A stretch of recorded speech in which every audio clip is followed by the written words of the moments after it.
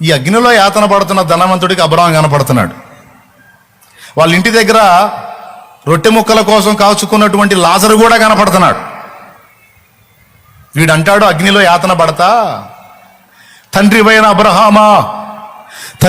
అబ్రహామా, ఇక్కడ అగ్నిలో నేను యాతన పడుతున్నాను, నా గొంతు తడారిపోయింది, దాహముతో అల్లాడిపోతున్నాను, చద్దామంటే చావు రావట్లా, బతుకుదామంటే బతకలేకపోతున్నాను ప్రశాంతంగా. బాగా వినండి నాయన, జవసత్వాలు బాగున్నాయని విచ్చలవిడిగా విర్రవీగి ఓడి చెప్పినా వినకుండా నడమంత్రంగా మిడిమేళంగా ఊరేవాళ్ళు బాగా వినండి. స్తోత్రం. దేవుడు దేవల మేము అట్టేం లేవులే అన్నోళ్ళు కూడా వినండి. చచ్చిన తర్వాత ఇది ఒకటి ఉంటుందన్న సంగతి వాడు అనుకోలా, వాడు ఊహలో కూడా ఊహించలా. ఉన్నదే జీవితం, ఒకటే జీవితం, తిను తాగు సంతోషించు.